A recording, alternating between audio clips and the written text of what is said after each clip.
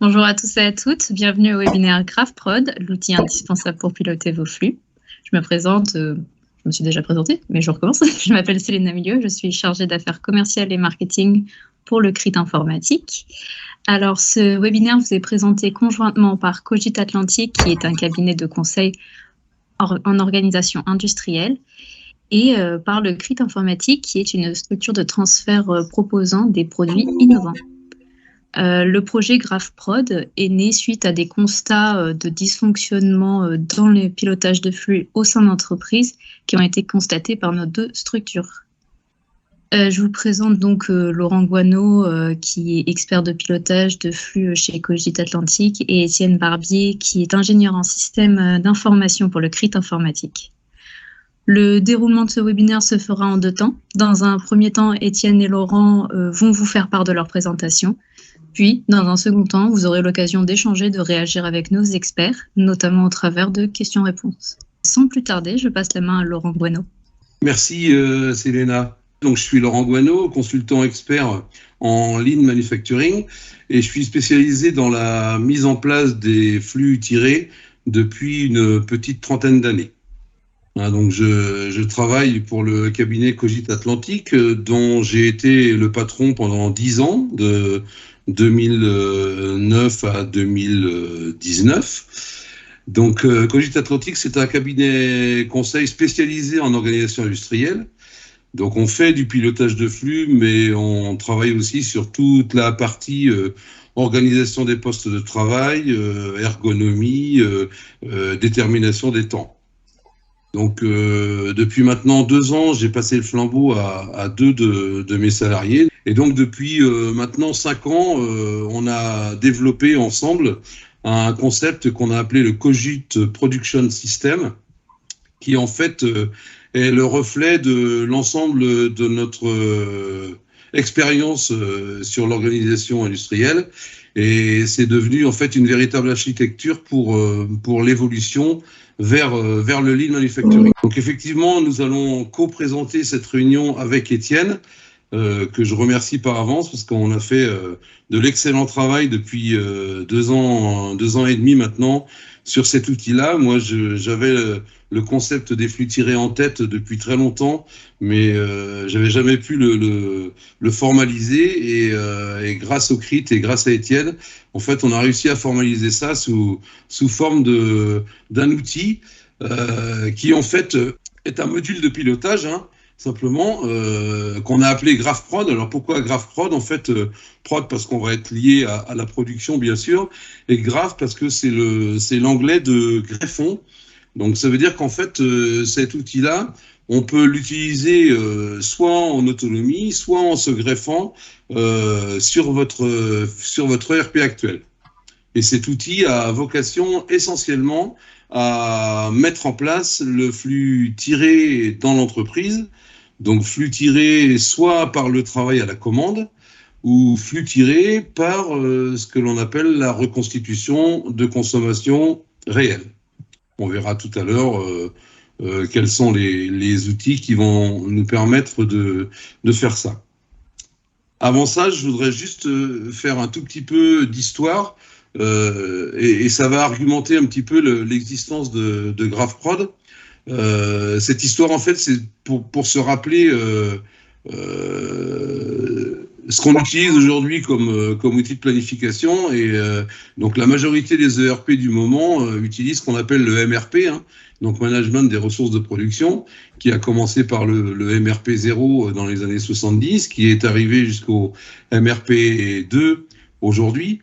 Ce qu'il faut bien savoir, c'est que ce MRP, en fait, sur la base de calcul de besoins bruts et de calcul de besoins nets, en fait, c'est une philosophie de pilotage de flux qu'on appelle en flux poussé.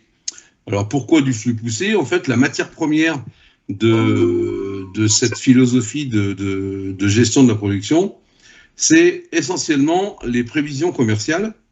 Et au travers de ces prévisions commerciales, en fait, on se fixe des objectifs de stock à date, et par rapport à ces objectifs de stock à date, bien, on déroule un système de planification qui est censé, alors je dis bien censé parce qu'on en reparlera aussi sans doute, qui est censé nous garantir le bon stock au bon moment et sur le bon article. Inutile de vous préciser que la qualité des prévisions, d'une part, et les objectifs de stock, d'autre part, ne font pas réellement bon ménage. Puisqu'en fait, quand on travaille avec des objectifs de stock, on se rend compte qu'on est très, très dépendant de la qualité des prévisions commerciales. Et comme cette qualité de prévision commerciale, on a du mal à obtenir quelque chose de propre, eh bien, on a souvent des systèmes qui dysfonctionnent. Donc des retards ou des avances, des OTD qui sont pas le reflet de ce qu'on attend.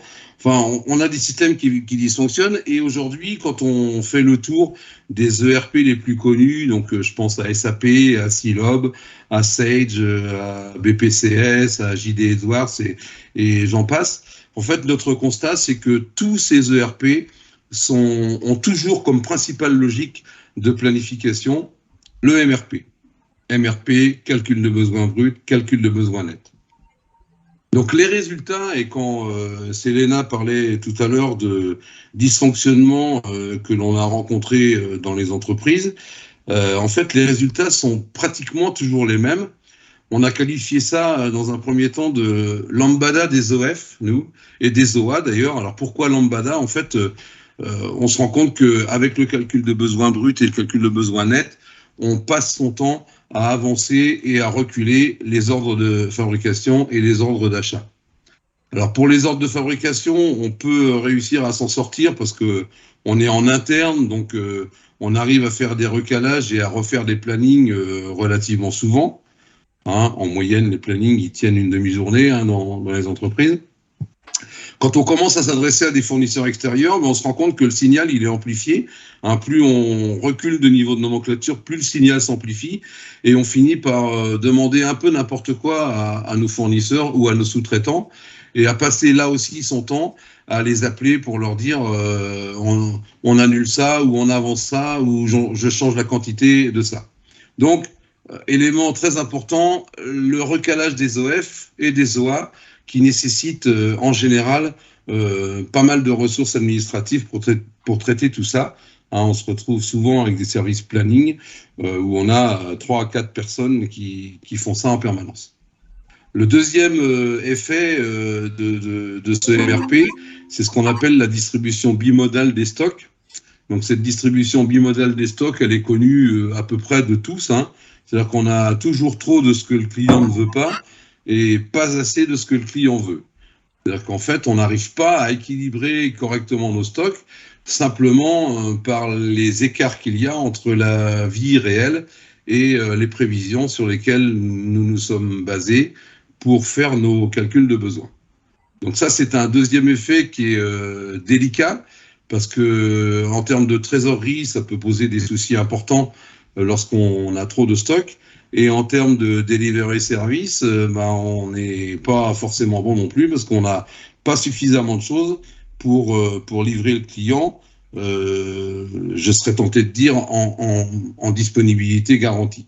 Troisième effet, pour compenser tout ça, en fait, on se rend compte qu'il y a un développement à foison de fichiers Excel dans tous les sens, les services planning, les services commerciaux, tout le monde a son petit fichier Excel, qui sont rarement reliés d'ailleurs, ou rarement liés, et qui fait que on assiste à des choses qui se mettent pas forcément toujours à jour, et donc là aussi des dysfonctionnements importants et des ressources importantes.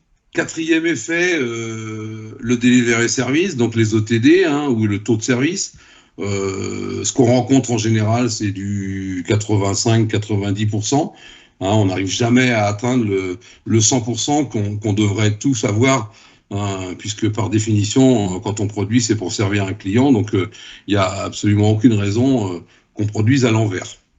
Et puis dernier effet sur lequel j'insiste aussi, c'est la notion de performance industrielle, donc qui est matérialisée par le TRS, le taux de rendement synthétique, où là on se rend compte qu'il y a des yo-yo importants sur les taux de rendement synthétique, beaucoup de mal à les maîtriser, et surtout beaucoup de mal aussi à atteindre une valeur un peu fétiche qui est le 80-85%.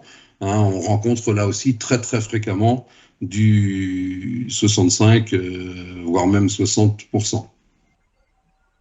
Donc je pense que ces cinq résultats-là, ça pourrait être les 5 familles de dysfonctionnement évoquées par Selena tout à l'heure. Je pense que ça vous parle, et c'était important de rappeler ça, parce que toute la vie et tout le développement de GraphProd a été lié à ces différents constats. Donc je vous rappelle juste pour mémoire une petite phrase de Monsieur Taiichi Ohno, qui était le créateur de Toyota Production System, et qui disait, alors c'était même en fin de carrière, puisque en 78, sa phrase fétiche, c'était « Plus une société a du stock, moins elle aura ce dont elle a besoin ». Et je pense qu'on vit un peu ça tous les jours dans nos sociétés. Donc, partant de ces constats-là et partant de ces dysfonctionnements-là, en fait, notre logique a été extrêmement simple. Nous, on s'est dit, on a toujours affaire à deux grandes familles d'entreprises, des gens qui sont fabricants de produits propres, donc des fabricants de produits propres avec une planification qui présente les symptômes que je viens de décrire. Donc là, on vous dit, pensez tout de suite au flux tiré. Puisque le flux tiré, normalement, va vous ramener un certain nombre d'éléments positifs par rapport à tout ça. Et puis la deuxième famille, c'est les gens qui font de la sous-traitance. Et les gens qui font de la sous-traitance qui, par nature ou par définition, pilotent l'ensemble de leur production à la commande, même si de temps en temps, on trouve un petit peu de stock, mais qui n'est pas forcément bien piloté. Et là, en fait, on s'est rendu compte chez beaucoup de sous-traitants chez lesquels on a travaillé qu'il y avait énormément de récurrences chez les sous-traitants et que ces récurrences, en fait, elles doivent faire l'objet du même outil que ce qu'on a vu tout à l'heure pour les fabricants de produits propres, à savoir une mise en place de flux tirés avec de la reconstitution de consommation réelle. Donc, je rentre pas plus dans le détail, je le ferai un tout petit peu tout à l'heure, avant qu'Étienne puisse prendre la main. Je voulais juste vous présenter 2 petits exemples d'entreprises pour que vous voyez bien ce à quoi on a affaire. Donc un premier exemple d'entreprise, donc fabrication de produits propres. Et quand on a fait le diagnostic dans cette boutique, en fait, on s'est rendu compte que la couverture moyenne des stocks était de 6 semaines. Donc 6 semaines de stock, avec un OTD en moyenne de 68%. Donc ce 6 semaines de stock commençait à poser des problèmes de trésorerie dans l'entreprise. Et l'OTD de 68% commençait à poser des problèmes d'image. Donc autour de tout ça, on avait 8 personnes au planning pour recaler l'ensemble des ordres de fabrication et des ordres d'appro. Et puis des appros qui généraient beaucoup de ruptures. Donc on a eu un chantier qui a duré 13 mois, et pendant ces 13 mois, en fait, on a mis en place complètement le flux tiré sur l'ensemble du process. Donc il y avait un process d'assemblage, un process d'usinage et un process d'appro. Et à la fin de ces 13 mois, en fait, on a dégagé 2 personnes du planning pour faire autre chose. On s'est retrouvé avec 2 personnes au planning et 4 autres pour recalculer les paramètres du seuil et pour suivre les séquenceurs dont Étienne vous parlera tout à l'heure. Au bout de 13 mois, on est passé à un OTD de 100%. On livrait les clients dans tous les cas, 100%. Et puis une moyenne de stock avec à 1 semaine et demie au lieu des 6 semaines. Donc on a retrouvé un peu de trésor, un peu de place, un peu de mètres carrés.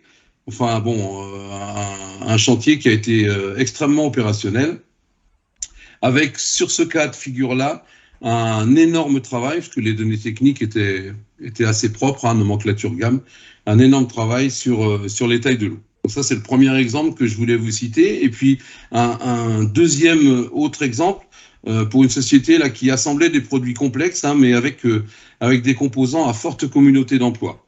Et donc ces composants à forte communauté d'emploi étaient pilotés en MRP classique. Le résultat, c'est qu'on avait 150 chariots de picking en attente pour composants manquants. Donc ça veut dire qu'on avait préparé pour 150 produits finis, mais qu'on ne pouvait pas les assembler parce qu'il manquait un ou plusieurs composants. Là, le projet, il a duré 7 mois. Et au bout de 7 mois, en fait, de mise en place du flux tiré sur ces composants-là, qui étaient des composants à 80% fabriqués, à 20% approvisionnés, on est passé à 10 chariots. 10 chariots au lieu des 150. Et en fait, les manquants restants étaient des manquants surtout sur les articles approvisionnés, parce qu'on n'avait pas, au bout de 13 mois, complètement terminé le travail avec les fournisseurs sur la notion de plan d'appro, etc. Donc voilà, ces 2 exemples qui illustrent un petit peu le pourquoi nous avons décidé de développer cet outil-là. Donc pourquoi notre outil maintenant? Parce que il n'y a pas beaucoup d'autres choses sur le marché qui existent, hein. Mais en fait notre flux tiré à nous, il présente un certain nombre de caractéristiques qui sont importantes. Donc première caractéristique, le stock n'est plus un objectif. On ne travaille plus avec des objectifs de stock, mais le stock devient un moyen de livrer au client. C'est-à-dire qu'on va se servir du stock pour livrer. Donc on en crée, c'est volontaire. Mais ce stock, il est équilibré, il est disponible et il est là pour livrer le client. Premier élément. Deuxième élément, donc nous faisons de la reconstitution de consommation réelle. Donc pour les gens qui connaissent un tout petit peu le Kanban, on est globalement dans la même philosophie, hein. C'est-à-dire que quand le client consomme, on refabrique. S'il ne consomme pas, eh bien, il ne se passe rien. D'accord ? Et à chaque fois qu'il consomme et qu'on refabrique en FIFO, hein, c'est-à-dire les ordres de fabrication sont en FIFO, donc on se passe de planning de fabrication. Et puis troisième élément, on garantit un OTD à 100% par la disponibilité des articles pilotés. Donc tout ce joli petit monde, je vous ai parlé du Kanban, que sans doute certains d'entre vous connaissent. Tout ce joli petit monde, on l'a dénommé sous l'appellation de seuil dynamique. Donc peut-être certains d'entre vous connaissent le point de commande. Donc on est sur une notion similaire, mais qui n'est pas utilisée du tout de la même manière, hein, mais qui s'appelle le seuil dynamique. Donc c'est un point de déclenchement, ce seuil dynamique. Il déclenche soit un ordre de fabrication, soit un ordre d'approvisionnement, et il s'appuie sur la consommation du client. Donc on le recalcule chaque jour, ce seuil dynamique, et le fonctionnement est extrêmement simple. Quand le stock physique plus l'encours deviennent inférieurs à ce point de déclenchement, alors on déclenche un OF ou un OA. Donc c'est donc la consommation réelle du client, sous-entendu la baisse du niveau de stock, hein, la consommation réelle du client qui va relancer. Et on s'appuie sur 2 éléments fondamentaux. Étienne vous reparlera des paramètres de calcul un petit peu plus tard, mais on s'appuie sur 2 éléments fondamentaux, des nomenclatures désynchronisées, donc il est impératif que l'on soit sur des nomenclatures arborescentes ou multiniveaux, nomenclature sans fantôme, c'est obligatoire. Et puis la deuxième chose sur laquelle on s'appuie, c'est une adéquation charge-capacité au niveau du pic PDP, puisque pour les gens qui connaissent un petit peu le MRP, on a gardé quand même le haut du MRP, hein, c'est-à-dire le pic. Vous verrez qu'on appelle ça un peu plus loin le plan de consommation, et c'est sur ce plan de consommation qu'on va commencer à calculer des consommations moyennes jour et à utiliser notre système de flux tiré. Je vais passer la parole à Étienne maintenant pour qu'il nous fasse sa démo de l'outil. Eh bien, merci beaucoup Laurent pour cette présentation très claire et très instructive. Je suis Étienne Barbier, ingénieur études et développement en crédit informatique et spécialisé en système d'information. Je vais avoir le plaisir de vous présenter le logiciel GraphProd, qui est développé à partir de la plateforme Odoo, que certains d'entre vous connaissent peut-être. On se trouve ici sur l'écran d'accueil d'Odoo. Le module GraphProd y a été installé, ici en haut à gauche. Nous allons sans plus attendre aller l'explorer. Voici la page d'accueil du module. C'est un tableau de bord qui permet en un coup d'œil d'avoir un état des lieux des éventuels points durs à traiter lorsqu'on se connecte, par exemple, en début de journée, le matin, ou à n'importe quel moment. Nous voyons par exemple certains indicateurs qui sont en rouge ou en orange, et certains en vert. Ça veut dire que tout va bien. Heureusement, il y en a quand même certains qui sont en vert. Nous reviendrons un peu plus tard sur ces différentes sections que je vous présenterai. Dans un premier temps, je vais vous expliquer le contexte de la démonstration En fait, on va travailler sur un cas d'étude simplifié qui permet de mettre en œuvre les données techniques qui ont été évoquées par Laurent tout à l'heure, à savoir les articles, les nomenclatures et leur gamme. Donc, voici le cas d'étude. Donc, ce qu'on peut voir ici à gauche, alors dans un premier temps, voilà, nous nous plaçons ici dans le cas d'un fabricant de produits propres, c'est pas un sous-traitant, qui vend 5 références d'articles de produits finis qui sont des réducteurs. Donc ici en haut à gauche, de R1 à R5. Il y a également 7 composants des semi-finis. Il y a 3 références de couronne, verte, blanche, rouge, 2 références de carter, rouge, bleu, et 2 références d'engrenage. Et également 7 matières premières. En fait, une matière première pour fabriquer respectivement chaque semi-fini, chaque composant. Les produits finis sont donc des réducteurs qui sont assemblés à partir de 3 composants, à chaque fois un carter, un engrenage et une couronne. Donc, et chaque composant est usiné à partir d'une matière première. Donc, nous avons ici 5 combinaisons de composants qui forment les 5 produits finis R1, R2, R3, R4, R5. Donc, voici le périmètre de production et de l'usine. Donc, après cette présentation de la nomenclature, nous allons revenir sur GraphProd pour visualiser une autre donnée d'entrée qu'on appelle le plan de consommation. Dans le plan de consommation des articles. Donc, qu'est-ce que c'est le plan de consommation? Le plan de consommation intègre les appels de livraison du client et les prévisions de vente. Donc, à la fois le ferme et le prévisionnel pour chaque article. Si on travaille avec GraphProd de façon autonome, donc c'est vraiment notre système complet, on peut, c'est-à-dire sans autre ERP qui y est connecté, on peut soit saisir les données d'entrée du plan de consommation directement dans cette vue, soit également importer à partir d'un fichier Excel ces données pour un gain de temps, notamment si on a des fichiers qui sont directement transmis par le client, par exemple. Au contraire, si on installe GraphProd en tant que module qui se connecte à l'ERP de l'entreprise, on est dans une entreprise, il y a déjà un ERP existant, on ne souhaite pas changer d'ERP, on souhaite juste installer GraphProd en tant que module qui vient se greffer à l'ERP. C'est l'interface d'échange entre l'ERP et GraphProd qui va alimenter chaque nuit le plan de consommation lors d'un processus automatique. Il y a un processus automatique chaque nuit qui remet à jour le plan de consommation dans GraphProd à partir des données de l'ERP maître. Après cette présentation du plan de consommation, je vais désormais vous montrer comment sont paramétrés les articles dans GraphProd. Nous avons ici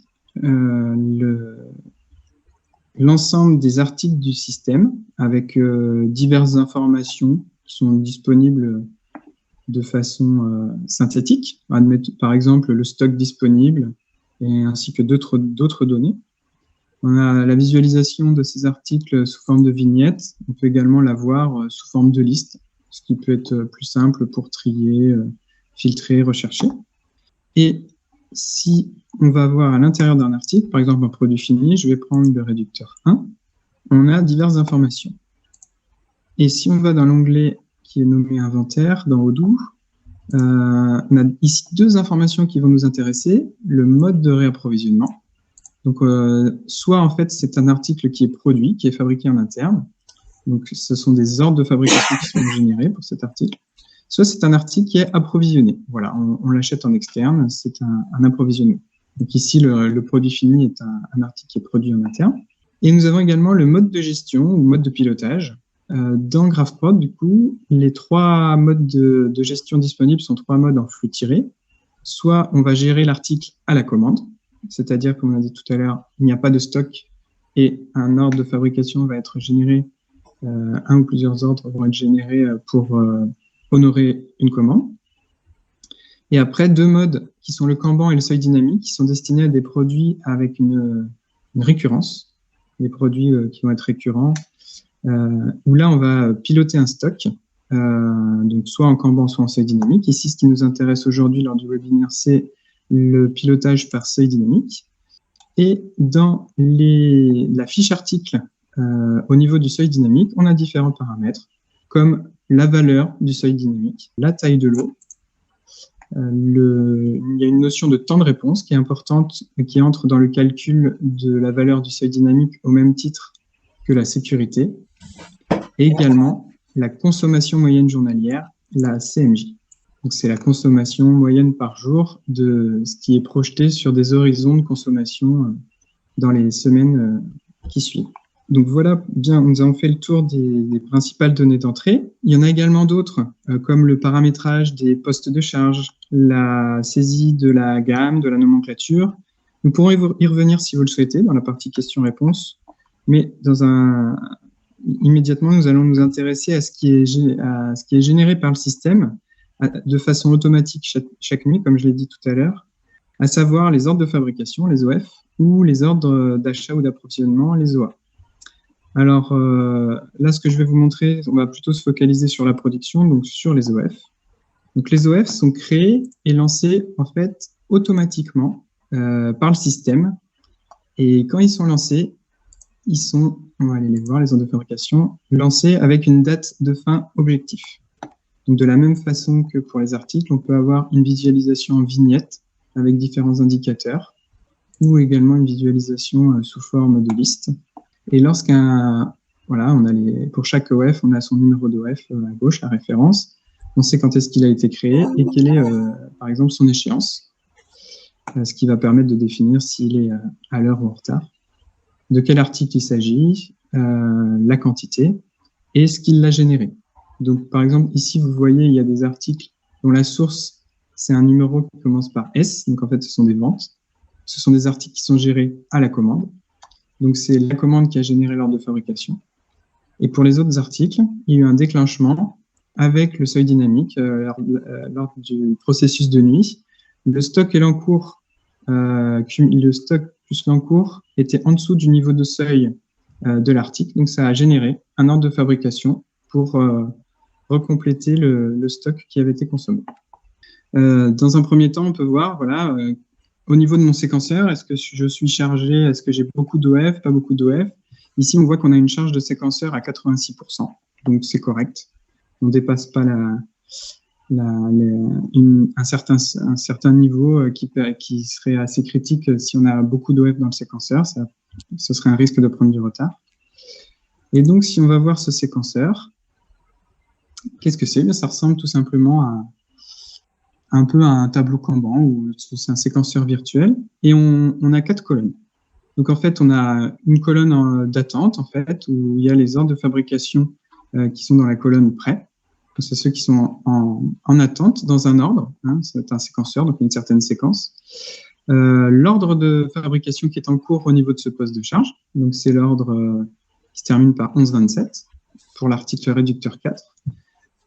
La colonne en pause, si on a besoin de passer, par exemple, cet ordre de fabrication en pause en fin de journée ou lors d'une pause en cours de journée. Et puis la colonne terminée, quand on aura terminé en fait l'ordre de fabrication, mais en fait on va pouvoir le passer directement dans la colonne terminée. Admettons là ici, voilà, j'ai travaillé dessus sur cet ordre de fabrication depuis 15 minutes. Je vais considérer que je l'ai terminé, donc je le passe dans terminé. Et là, je dois prendre l'ordre de fabrication qui est en haut de la pile. Si jamais on décide de prendre celui qui n'est pas en haut de la pile, là je l'ai pris au milieu de la pile, on a un message d'alerte qui nous dit qu'il faut commencer par la production en tête de liste. Donc je prends bien l'ordre, une fois que j'ai terminé l'ordre de fabrication précédent, je peux prendre le suivant. Voilà comment fonctionne le séquenceur. Donc le séquenceur, vraiment, il permet d'éviter de gérer un planning, parce que comme l'a dit Laurent tout à l'heure, les plannings, ils sont à peine faits qu'ils deviennent déjà faux, parce qu'il y a des recalages en permanence. Dès le lendemain, on est obligé de recaler le planning. Donc là, ici, on peut imaginer que le séquenceur, on l'utilise au niveau d'un poste de travail, soit avec une tablette, où on glisse directement les vignettes d'une colonne à l'autre, ou avec un écran interactif qui peut être dans l'atelier. Si je reviens à mon tableau de bord du module, on a ici, je vais revenir un petit peu sur certains indicateurs, les ordres de fabrication. Et notamment, ce qui peut interpeller, c'est que voilà, j'ai des ordres de fabrication en retard. Donc, j'ai vu tout à l'heure la liste de tous mes ordres de fabrication, mais en fait, ça m'intéresse de voir ceux qui sont en retard le matin pour savoir quelles sont les priorités à donner. Et en fait, tout simplement, ils sont en retard parce que la date d'échéance est dans le passé. Ce qu'il faut savoir, c'est que lorsque au niveau du processus automatique de nuit, les ordres de fabrication sont créés et lancés, ils ont une date de fin objectif qui correspond à une donnée qui s'appelle le temps de réponse de l'article. Et ils doivent être terminer ces heures de fabrication dans le temps de réponse qui est imparti. Et c'est ça qui permet de s'assurer que le stock qui a été consommé va être recomplété par cette ordre de fabrication qui a été générée en flux tiré par le seuil dynamique. Donc, on peut avoir un état très simple des heures de fabrication qui sont en retard. Et on peut avoir, on a cet état par poste de charge. Et pour chaque poste de charge, les articles, les informations de l'ordre de fabrication en fait, qui sont concernés par ces retards. Ensuite, on a une autre donnée intéressante. On a plusieurs données, mais celle sur laquelle on peut se focaliser et qui est intéressant pour plusieurs aspects, c'est le contrôle du taux de charge. Donc en fait, ici, on arrive sur une vue où on va sélectionner le poste de charge. Donc, je vais passer sur le premier. Le premier, c'est le poste d'usinage des carters. Donc ici, je commence par celui-ci puisqu'on a des premières données. On a l'ouverture du poste. Chaque jour, voilà, j'ai une ouverture de 7 heures, sauf les week-ends, sauf les jours fériés. Par exemple, ici, le 14 juillet, l'ouverture de 0 heure par jour. Et puis, on a au niveau de l'histogramme en bleu, la capacité qui est utilisée par les articles qui sont en seuil dynamique. Parce que j'ai une certaine consommation moyenne journalière pour ces articles. On prévoit qu'ils vont occuper un certain pourcentage de charge. En fait, ils vont utiliser de la capacité du poste et donc à un certain niveau. Et donc ici, ce qui va être utilisé par le seuil, c'est 6h30 par jour. Donc on voit qu'on a une capacité en vert clair qui est disponible pour prendre des commandes supplémentaires d'environ une demi-heure par jour, hein, quand même un peu moins. Donc ça veut dire qu'on a un poste qui est déjà chargé assez fortement par les articles récurrents. Donc on peut se permettre de prendre plus de commandes en restant en une équipe par jour, mais avec une certaine capacité disponible uniquement. Si on prend par contre le poste de charge suivant, on est dans un cas où ça nous permet de voir ici que par rapport à l'ouverture de 7 heures, en fait, la capacité qui est utilisée par le seuil, c'est les 7 heures plus une surcharge de 0,875 heures par jour. C'est-à-dire que à partir de là, on peut analyser tout de suite. J'ai un taux de charge supérieur à 100%, uniquement avec les articles qui sont pilotés en seuil dynamique. J'ai déjà une charge qui est supérieure à 100%, donc je dois effectuer une action pour augmenter mon ouverture, soit en améliorant le TRS ou à court terme en faisant des heures supplémentaires, en ouvrant éventuellement une autre équipe ou ce genre de choses. Et enfin, on va prendre un dernier cas où ici, on a des commandes également qui sont prises par des articles à la commande et on voit qu'en fait, on a beaucoup de retard. Pour absorber cette surcharge liée au retard, on a la capacité qui est réservée pour le seuil, mais ça va prendre énormément de semaines pour rattraper ce retard. Donc là, on doit vraiment effectuer des actions, si on reprend le graphique ici de base, pour augmenter la capacité du poste, sans doute passer en 2.8 et effectuer des actions. Et là, c'est vraiment lié à la surcharge qui est liée aux commandes sur ce poste. Donc voilà pour la partie du contrôle de la charge au niveau graphique.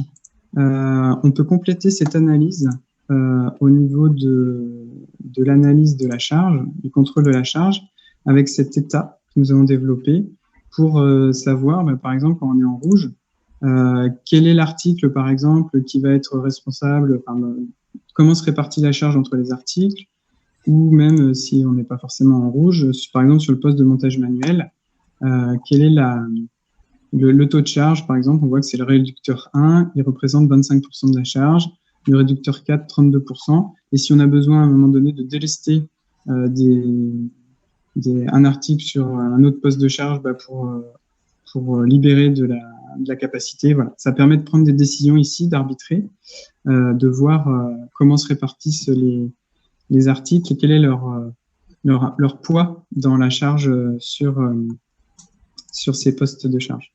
Pour finir, je vais vous montrer une simulation comparative entre le calcul de besoin net et le seuil dynamique.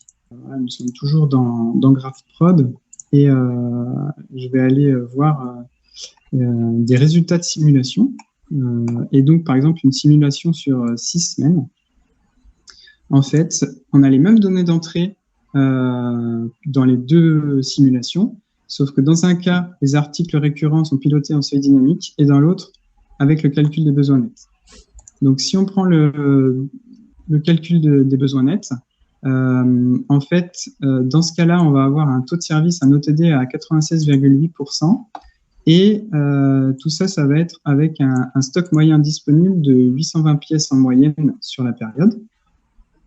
Alors qu'en seuil dynamique, on va avoir un taux de service à 100%. On a vraiment une disponibilité garantie des articles et avec un stock moyen disponible qui est équivalent à 810 pièces. Et tout à l'heure, c'était 820. Et si on va un peu plus dans le détail, pour vous montrer les courbes, on va commencer par le calcul des besoins nets. Alors, qu'est-ce que nous avons ici? En bleu, au niveau des histogrammes, c'est le stock. Donc, chaque jour, en fait, du 13 juin au 24 juillet, on prend une photo chaque jour de l'état du stock et de l'encours, c'est-à-dire des OF qui sont lancés sur cet article. On a également la notion de stock de sécurité, c'est la courbe rouge, qui est ici à 200 pour cet article. Et les prévisions, la ligne pointillée en vert, et la consommation réelle du client, la ligne continue rose. On voit qu'en fait, il y a une différence entre ce qui était prévu en termes de consommation du client et la réalité. Et par rapport à ça, sur cet article, on voit qu'il n'y a pas de difficulté particulière au niveau du calcul des besoins nets. Sur le réducteur R3, non plus. Sur le réducteur R4, par contre, on a une première rupture, puisqu'ici, en fait, on voit que si on virtualise le stock, on aurait un stock négatif de moins 100. Donc, ce qui veut dire qu'en fait, il y a sur l'appel de livraison du client, la consommation du client de 300 pièces ce jour-là, on n'a pas pu livrer les 300, il nous en manquait 100. De même que le 11 juillet, il nous a manqué 100 pièces pour honorer la commande. Et on a également sur l'article R5 le même cas de figure qui se produit au niveau du deuxième jour de la simulation. On a également 100 pièces qui nous manquent. Alors que du coup, en seuil dynamique, pour l'intégralité des articles, on n'a aucune rupture puisqu'on a un taux de service à 100%. Et ce qu'on voit, ce qui est intéressant, ce qu'on visualise ici, on a toujours le stock et l'encours de la même façon, la consommation prévisionnelle du client et la consommation réelle. Et on a deux notions qui sont intéressantes. La valeur du seuil dynamique, dont on a parlé tout à l'heure, qui oscille en fonction de la consommation moyenne journalière, du temps, c'est principalement ça qui va faire osciller en fait le seuil dynamique. Et on a également une notion de stock moyen on voit qui évolue en dessous du seuil, puisque la notion de seuil est assez théorique, alors que là, on voit le stock moyen, ça parle, en fait, c'est le stock moyen de l'article, qui évolue en dessous de cette valeur de seuil. Et on a donc des choses assez équivalentes sur tous les articles. Et ce qu'on peut voir aussi qui est intéressant, c'est que, en fait, dans cette simulation, ce que je vous ai montré tout à l'heure, on a au niveau des articles, on a géré tous nos articles en seuil dynamique. En fait, c'est le petit icône que vous voyez ici en haut des vignettes, en bleu avec le petit logo, sauf le réducteur 2, qui est géré à la commande, parce qu'on a une demande qui est trop irrégulière, trop ponctuelle et en trop faible quantité. Donc, c'est un article qui n'est pas éligible au seuil dynamique, donc qui est géré à la commande. Et dans notre simulation, nous avons intégré cela.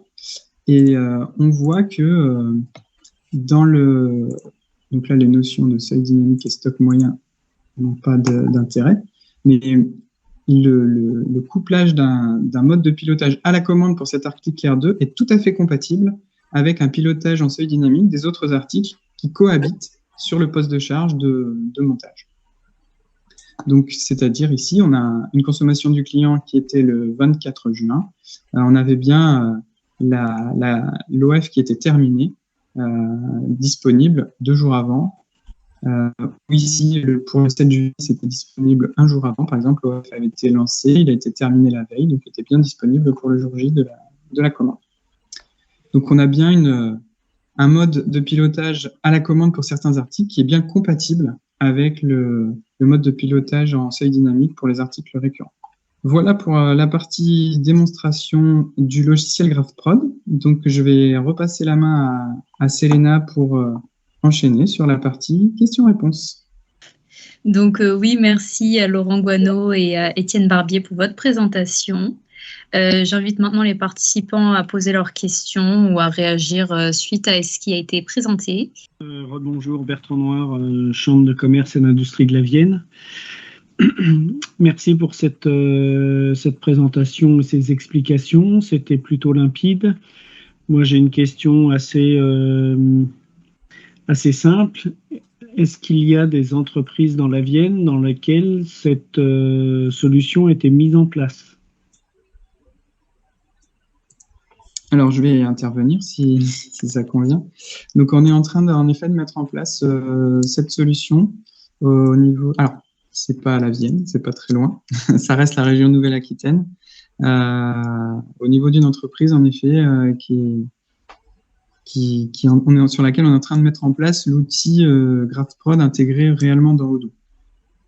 Après, il y a au niveau du seuil dynamique, là par contre, Laurent, peut-être que vous pouvez intervenir, c'est quelque chose déjà qui est en place sur plusieurs entreprises. On œuvre sur l'ensemble de la façade ouest, donc pas spécifiquement la Vienne non plus, mais oui, la mise en place du seuil dynamique aujourd'hui, on a une expérience dans une vingtaine d'entreprises aujourd'hui, vraiment sur du développement, du déploiement du seuil dynamique, et c'est d'ailleurs un peu la raison pour laquelle on s'est lancé dans ce développement de GraphProd, parce qu'en fait, on fait du seuil dynamique aujourd'hui dans ces sociétés-là, mais sur une base Excel, et avec tous les problèmes que ça peut comporter.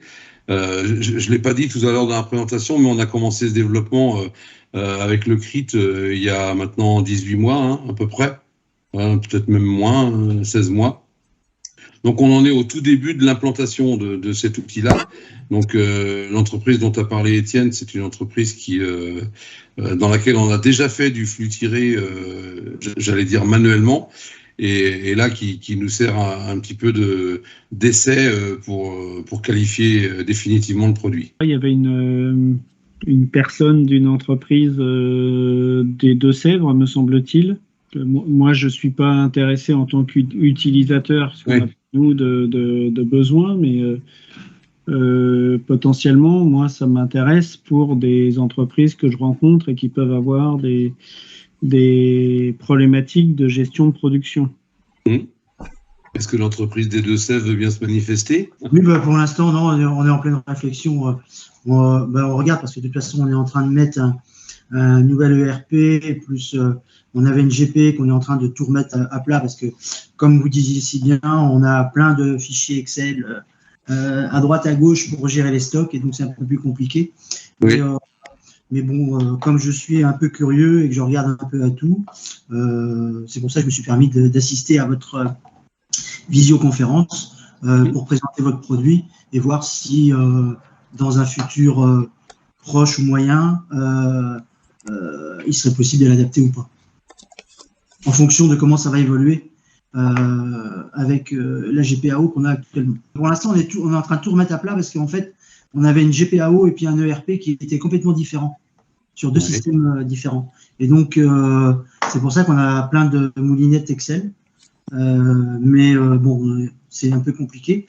Mais justement, on est en train de tout remettre ça, parce qu'ils ont développé le logiciel de l'ERP, de GPAO, a développé donc un ERP.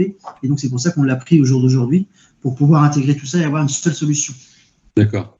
Et vous êtes fabricant de produits propres, vous? Oui. Et vous vous êtes retrouvé un peu dans les constats que je vous ai présentés tout à l'heure? Oui, tout à fait. Ouais.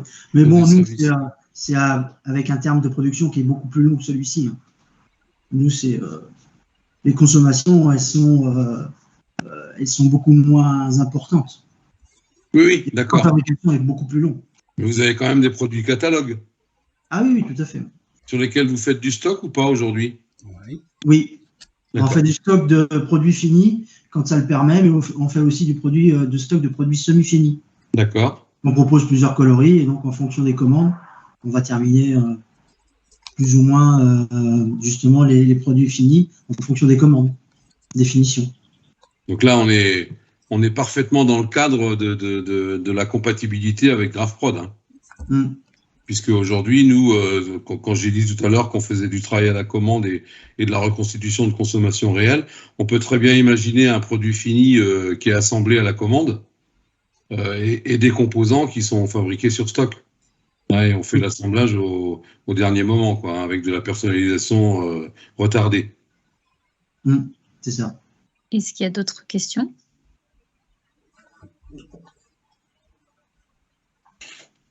Bon, eh bien, s'il n'y a pas d'autres questions, on va clôturer ce webinaire.